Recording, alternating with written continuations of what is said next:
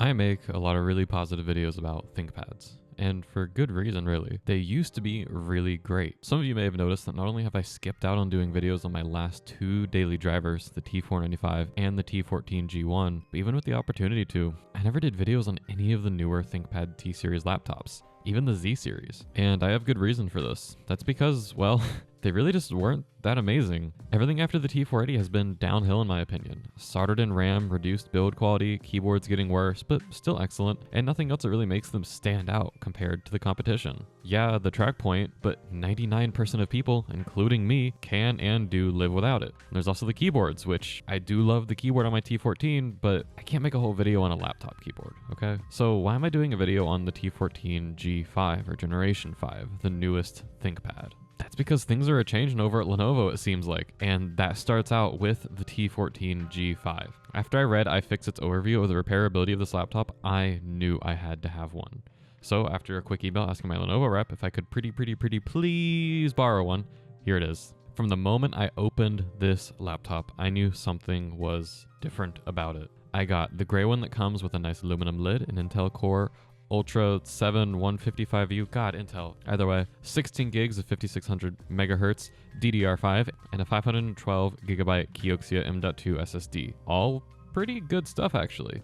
The CPU does only have 2P cores, but this isn't a laptop designed for hardcore gaming or hardcore creative work. And honestly, those 2P cores have done pretty well for me so far for basic office tasks. And I mean, really, it's the size of your P cores that matters, not the quantity. Oh man. I am pretty impressed, I think, with the build quality of this. It's not as bulky and brick-like as the P51 or T430 or T420 or, you know, but it is sleek and has some nice weight without being chunky. The hinge is nice and reasonably smooth, and you can easily hold it from the corner without straining your weak book-writing wrist too much. Actually, this isn't a MacBook. Without straining your 9-to-5 underpaid T1 wrists.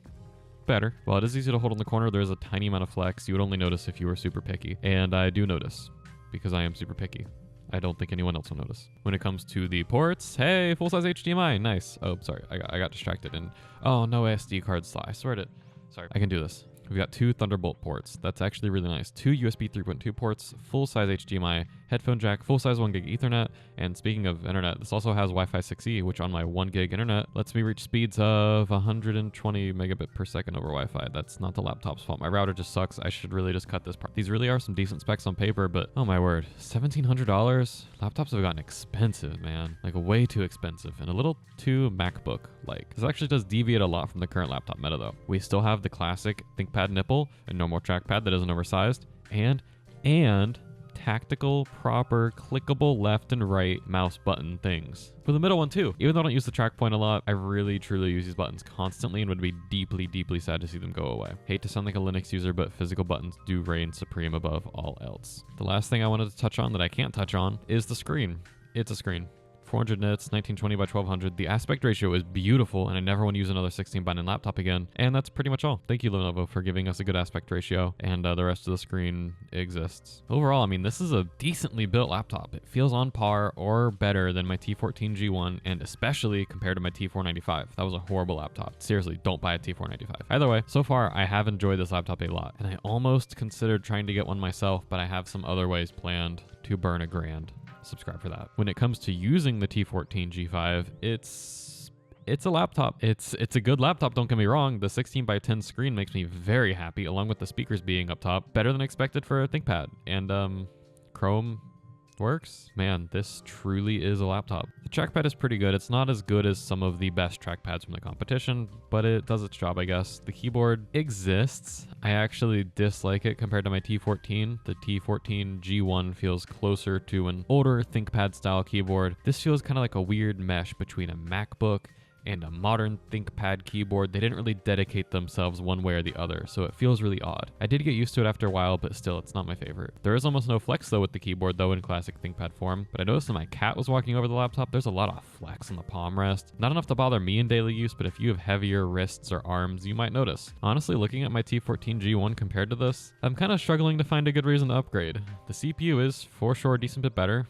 Battery life is a bit better. It'll last me through the day with some space to breathe rather than just being on its last legs by the end of the day. And the build quality it's decent, besides feeling a little bit hollow on the inside, not quite as dense. Overall, on paper, this is a better laptop than my T14, but it just has some really odd shortcomings I didn't expect out of it. Let's just talk about the headline of this laptop. The only reason I'm making a video on it, the repairability. Pretty much the only time you'll ever have to take a laptop apart are to upgrade it or replace thermal paste, since most large repairs are going to be too difficult or expensive for the average user. So for you, the regular person, simple repairs, okay? Simple. So let's take this guy apart, using my simple mind for simple repairs. Taking it apart is really easy. You just have to take out the screws on the bottom, pop out a few clips, and you're in, like, completely. There's no glue or rubber bits you have to take off or anything at all. It's just screws and clips, and the clips are actually pretty sturdy and don't really seem like they'll break or anything. Look at those DDR5 SODIMMs. Ooh, completely replaceable, none of that soldered on garbage. This really gives this laptop a ton of life, since you can throw in new M.2 drives and RAM, and, you know, for whenever Windows requires 32 gigs of RAM just to exist. The day will come, trust me. And then you can also do things like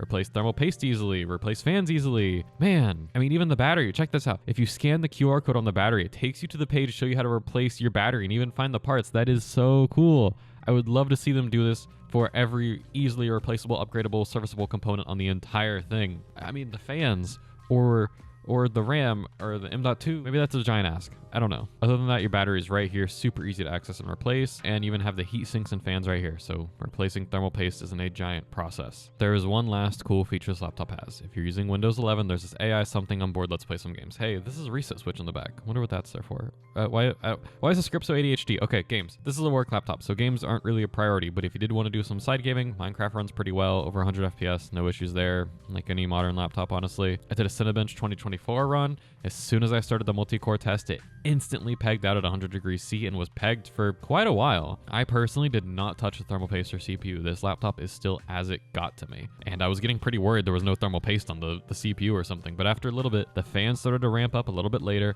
And once the fan ramped up, it stayed at a really cool 60 degrees for the rest of the run, shockingly. But after the fan ramped up, it was really loud. Oh my God, that is ridiculous.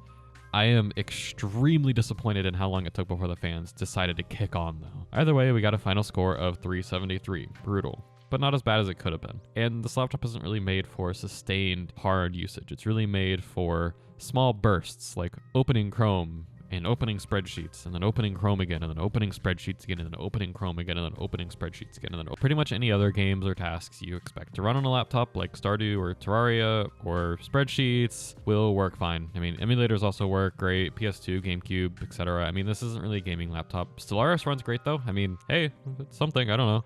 I mean, this is a business laptop and a damn good one at that. The ease of repairability and maintenance is massive to me, but not quite as massive as that price tag. This thing is expensive. The great thing though is since you can easily replace thermal paste and upgrade the RAM or SSD, buying a base model of one of these in 3 years after businesses start dumping them for more modern ThinkPads will give you some really great deals. And even if one comes with 8 or 16 gigs of RAM, you can just throw more in there without it being a problem. If you don't like buying used, well, this could last you a long time if it was built anything like my T430, T470S, or T480. And it will be a great laptop for years to come and provide you with a lot of value, even at the higher cost, since you won't need to replace it for a long time. If it's built like my T495 or my T14 G1 that is already giving me issues with the screen, oh boy, good luck. It's a good start. And while it's no framework, it's also not a MacBook. So, man, Apple sucks. And if you like classic ThinkPad content stuff, check out my video on the T61. Super old, super repairable, peak Lenovo. It sucks. Watch that video.